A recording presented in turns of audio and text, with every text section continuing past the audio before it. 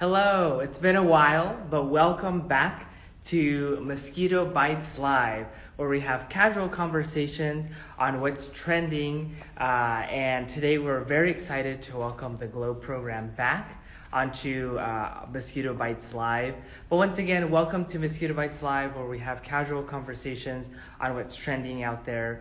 A few notes before we get started is for those of you who know or who might not know, Friday is World Mosquito Day, a very exciting day in the mosquito world. But not only that, but we'll be celebrating World Mosquito Day all week. Which also happens to be Ada Ease's birthday on the 20th. So once again, Friday is World Mosquito Day, so be sure to look out for all the content that's going out there, all the other vector control agencies that are also posting and sharing stuff. But today we're very excited to welcome the Globe program, and I see you're watching, and I'm gonna see if I can get you on here. I see you in just a few seconds. Hey, Autumn. Hey, Pablo, how are you? Good. How are you? Doing well. Thank you so much. Thanks for Awesome. having me today. Yeah, definitely. Well, thank you so much for joining us. I'm joined today by Autumn, who's joining us from the Globe program. And I'm going to allow Autumn to go ahead and introduce herself and give you a quick snapshot of what is the Globe program and what they do there. Sure, thank you. Hi, everyone. My name is Autumn Burdick, and I am so happy to be here today because I am actually based in the San Gabriel Valley. So this group is very near and dear to my heart and the work that they do. I'm a fifth generation person who has been living here as well. So my family has been a part of this area for some time. So my name is Autumn Burdick, as I stated, and I am a science writer. I have been working with NASA-funded projects and websites for going into my 12th year now. In part of that work, I'm a communications director, and I do communications direction for NASA Globe Observer. Now, NASA Globe Observer is a part of the Globe program, and I'll talk about what that is in just a second, but NASA Globe Observer is a smartphone app which allows the general public to take part in citizen science with NASA, and just doing that from the palm of your hand. So I'm just going to show you real quick what that app looks like, so anybody who is interested can download it to their device and start making observations. But the Globe program, it's a very special program. It's been around we're in our 26th year. We celebrated our 25th anniversary last year on Earth Day. So awesome. We came into being on Earth Day. And it's an international science and education program. So this international science and education program allows students and teachers to make real-world science and connect up those observations with NASA satellite science, which is wonderful because it gives a lot of opportunities for those students to connect with not only their teacher, but students from all around the world, and then have opportunities as well to interact with scientists working with NASA. So that is our education side of it, but NASA Globe Observer allows the whole public, the general public, people like you and me, Pablo, to get involved and make those observations. That's super awesome. And I love hearing that you're local to our district here, the San Gabriel Valley, which is really awesome to hear. And that's one of also the reasons why we love the Globe program too, is you guys are all over the place, and the work that you guys do is super cool. And the other awesome thing is that, you know, this is research and citizen science that NASA is interested in doing, and that people can be a part of that. I know a lot of programs or a lot of organizations, you know, like NASA, they feel, you know, so far away from individual people, but the fact that we as citizen scientists can contribute to the science and research that NASA does, that's super cool, and what the Globe Observer does. So my first question for you, Autumn, is you touch base on the Globe program as a whole.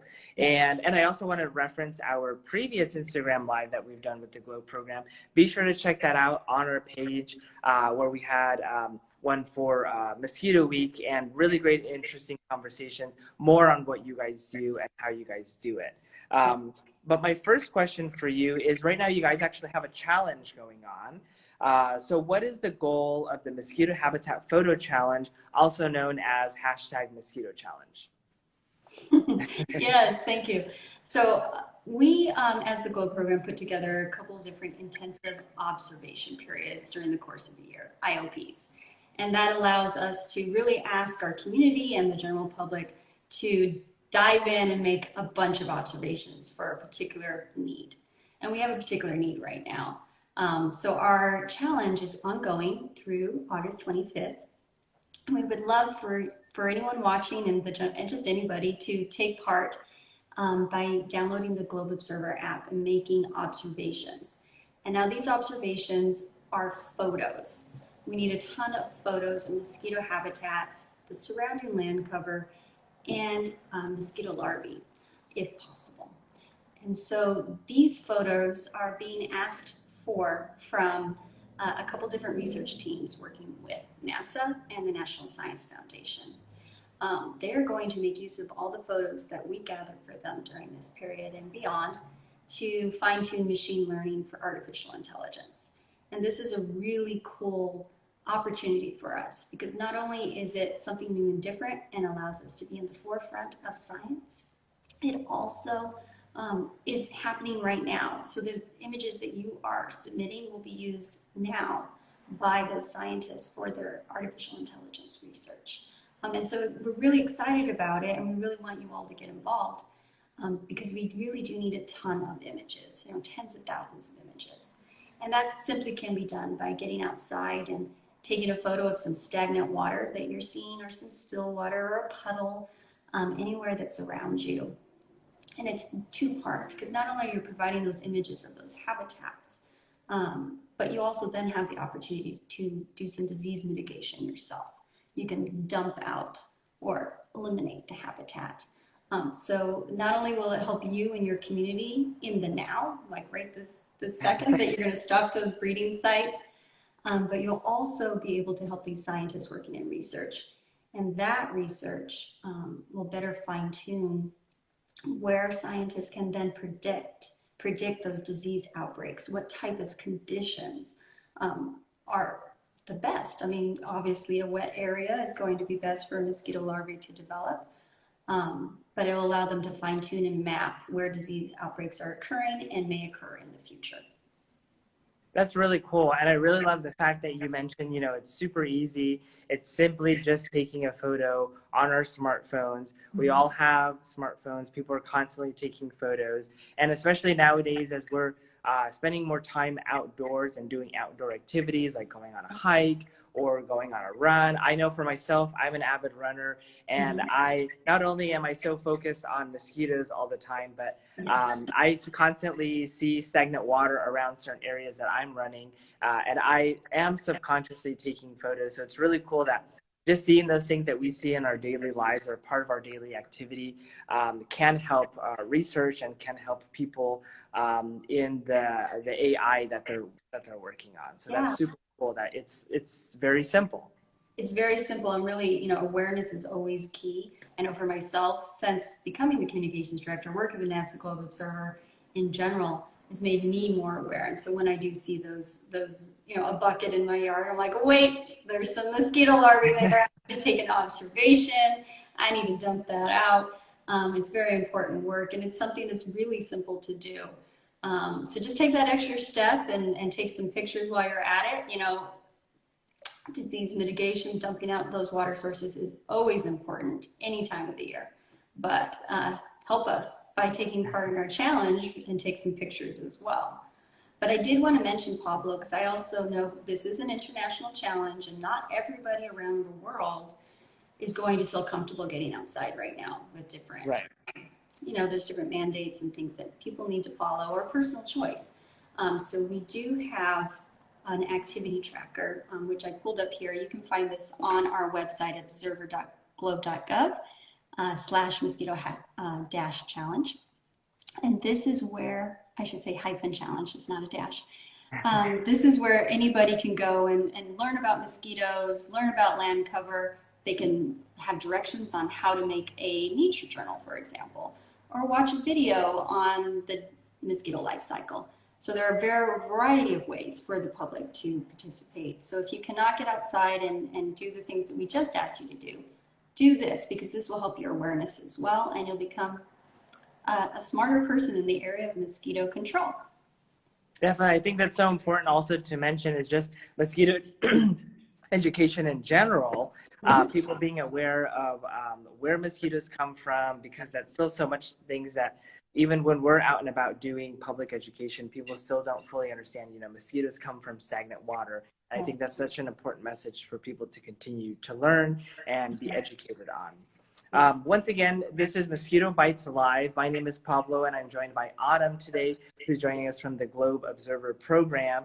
And we just went over the Mosquito Challenge. And my next question is, how can I participate? So I have my phone here, and I also have the app, which I hope everyone will be downloading soon as well. It's right there.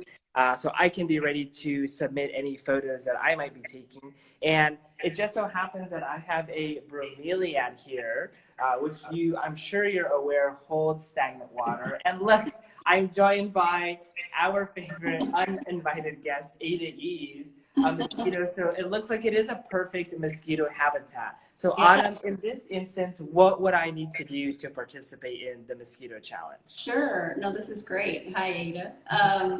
So what you want to do is open up your app and select for the Mosquito Habitat Mapper.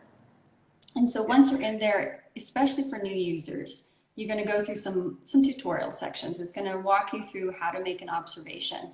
We're going to skip through that just now, but everybody else, when you first do this, you'll want to go through those and get your knowledge. So this is what the interface looks like. Yeah, don't bite. Almost bit me. So this is what the interface looks like. So you're going to select New Mosquito Habitat Observation. And again, there'll be some information, especially as a new user. You'll select your location because your location is very important for the data that we're collecting. We need to know where you're finding the habitat, and this is what can allow us to better connect it with satellite science. So then it's going to ask you what type of habitat you're finding. Is it natural? Is it artificial? And you'll work through those and continue going through those questions, answer those questions. It's really simple because the pictures are there. But then I'll ask you to photograph the site. And so this is the part that we really want to do. So Pablo, you're going to photograph your site. It's going to ask you to take a couple pictures, and you can take as many as 9. Yes, that's great. So yes, you would photograph your site, and basically from there you're done. That could be all you do. Now, if you want to level up and be an intense observation person, you can purchase one of these little microscopes. So if I want to see the stagnant water, it looks like Ada has some children in here, some larvae swimming around in here. So an instance like this, Autumn, is what you're saying? Yeah, so after you photograph the site, you can then opt to take a sample. And so getting the water that you're finding in a cup, and then what you'll do is either use a pipette or pour out a little bit onto, I would say, a plastic plate. Paper plate tends to soak in the liquid and it makes it a little more difficult. So use a plastic disposable plate, put your sample on there, attach your microscope, and then opt to do the larvae identification. Now this is something that's really important too, because we want to know what kinds of mosquitoes are being found in your habitat, in your area, because different mosquitoes cause different kinds of diseases. Right. And so that's really key here. So you'll take some pictures, and what's really cool is that this has a light and allows you to really take a look at those mosquitoes, because there's different parts of the mosquito, and those different parts of the mosquito look different depending on the species. So you'll use that, you'll take some pictures, and I made an observation the other day and I took some pictures. So just so you can see what sort of thing you'll be seeing, but even closer than this, you'll be able to get that larvae up close and personal. You'll submit these pictures, and this will help those researchers in artificial intelligence better identify the mosquito type and the type of disease that might be in your area and how we can eradicate that. Exactly, because one thing that I didn't know beforehand, but you can identify the mosquito species based on what the larvae look like. Aedes mosquitoes, which is the mosquito that Ada is, look very different than our common Culex mosquitoes. Most people don't know that, but that's something that I have learned along my process here in vector control. Exactly. It's just fascinating to know. Yeah. No, and it's really cool because you, especially when you don't have that magnification, you think, oh, it's all the same. They look the same to me. But when you do look up close and personal, you do see, that their siphon or their proboscis is different. The hairs are going to be different. And we need those close-up pictures, particularly of particular areas, in the instructions on the Mosquito Challenge page that will show you like, oh, you need to take a close-up of the abdomen, and so that will allow you to follow those directions and submit those larvae pictures. Again, this is sort of the bonus round. Do it if you can. If you're able to, we have partnered with many local libraries, including the Los Angeles Library, and they're able to loan out these microscopes for you all. That's awesome. That special step. But really, all pictures are needed and necessary, so even just the habitat, and after you're done photographing the habitat, dump out the water. And then also, if you can, take some land cover. So that's our green land cover section of the app, and that will allow you to get the broader scope of the area that you're in. So close up and personal, get even closer and personal if you can, and then take some pictures of the surrounding land cover as well. Definitely. And Autumn, when it comes to the Mosquito Challenge, is this only for students or can anyone participate? Anybody can participate. Definitely our Globe community is very strong and are happy to participate and take those pictures for us. But really anybody within the Globe program's countries, and those are 126 countries internationally around the world, can take part in this challenge. And I only say it's limited to those 126 countries because as the Globe program, working with NASA, the National Science Foundation, NOAA, and the Department of State, we do have to make agreements with individual countries. And so to be able to make those observations and have our app available in those countries, we have to have signed agreements to allow for the geolocation of the app. Nice. And could mosquito like Ada, could she submit selfies to the She could, however, do have people on the team that go through and quality control our pictures. So sorry, Ada, you probably won't make it through to the end because we try to have privacy for people as they're taking their pictures.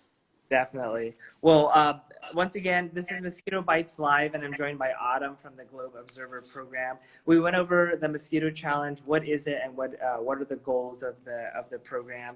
And secondly, we went how do you participate and how easy it is to download the app and just submitting photos on what you see when it comes to mosquito observations. And that brings me to my third question: is how does the general public benefit from all this data that people are collecting and contributing to the Globe Observer Program? Sure. Yeah, all the data that the Globe program collects at all times is useful because it gives us those real world, on the ground, boots on the ground observations. Not only is it a record of our environment that we can use for years to come, but it is also something that we can use now, just like I was talking about in terms of our artificial intelligence research. That is something that researchers can use now to understand local environments and then apply that as a whole and make some decision making and changes in terms of, where are we seeing mosquitoes? What can we do to stop disease spread? How is it changing over the years? We've definitely seen invasive species of mosquitoes coming over from other areas. I know for us here in the San Gabriel Valley, the tiger mosquito came by in 2015, and we're still dealing with that. Right. Climate models show that it's getting warmer. And as such, mosquitoes are moving up from the southern areas of the world and coming up higher and sooner into more northern latitudes. So by tracking it, we can better control it. And that's very important, not only for the local area for us, but it's also important for the world. So that's key here. That's really cool. And again, this is everybody can contribute. it's not, PhDs or scientists. We're all citizen scientists and working and doing this together. So once again, my name is Pablo and I'm joined by Autumn for Mosquito Bites Live. We went over the Mosquito Challenge. What are the goals? How can we participate? How everyone can be participating. And we just went over how the general public benefits and how we're able to add more data and understanding to climate change, to the mosquito behaviors, and why we're seeing different species where we didn't see them before as years passed. And Autumn, this brings me to my final question. I ask all our guests who come to Mosquito Bites Live is, if you were a mosquito, what would your name be? Right. So what first comes to mind is Smack the Mosquito, which is a character from a movie called Hoppity Goes to Town, also called Mr. Bug Goes to Town. So if you haven't seen it, check it out. But he's a bit of a henchman, and I'm not a henchman. But it does remind us all that don't let your mosquitoes come to maturity, so you have to smack them. Dump out those habitats before they ever get there. I know, 80s, I'm sorry, it's just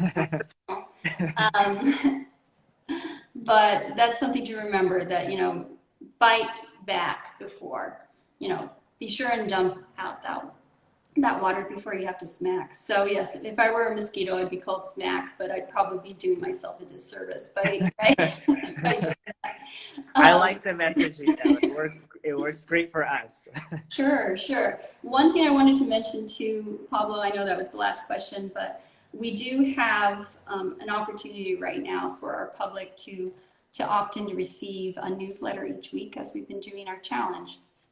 But it's important because if you go to our homepage, you'll see a settings little icon. And if you go there, you can then opt in and select to receive Globe Observer News. Oh, nice. By doing that, you'll get an email. Okay, so just select yes there. But it's also important because that will allow us, for anyone who has actually made an observation, will receive a special certificate direct to their inbox at the conclusion of the challenge. Oh, and nice. So that will be really fun because it's a different and special one in terms of we will give a certificate to everyone for participation. But this proves you were an actual citizen scientist making observations during #MosquitoChallenge. So that will be fun to get. So just need to opt in to receive that from us. Very cool. Thank you again, Autumn, for joining us for Mosquito Bites Live. We went over the Mosquito Challenge. What are the goals? How can we easily participate and be citizen scientists to our community? And how this data can benefit all of us in understanding mosquito behavior. And with that being said, Autumn, do you have any closing remarks that you'd like to leave us with?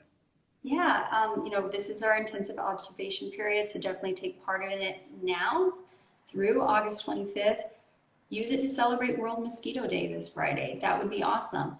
Yeah. But also remember, we need your observations at all times. So when this Mosquito Challenge concludes, don't stop taking observations. Continue being a citizen scientist with us and NASA. Definitely. Well, thank you so much, Autumn. And again, this Friday is World Mosquito Day, which also happens to be Ada's birthday. So we're very excited. I know she's excited. It's the birthday party nobody wants to be invited to. But it is World Mosquito Day on Friday, so be sure to look out for all the great information that is being put out there. And be sure to join the Mosquito Challenge. Make that your way to contribute to World Mosquito Day and contribute to citizen science and data that's out there. Once again, thank you so much, Autumn, for joining us and giving us all the great information you guys are doing at the Globe Observer program and how people can participate and be citizen scientists in their own communities. Once again, my name is Pablo from San Gabriel Valley, and I was joined by Autumn from the Globe Observer program. And until next time, we'll see you guys on Instagram, and until the next Instagram Live. Thank you so much, Autumn. Thank you, Pablo. Bye. Bye. Thank you.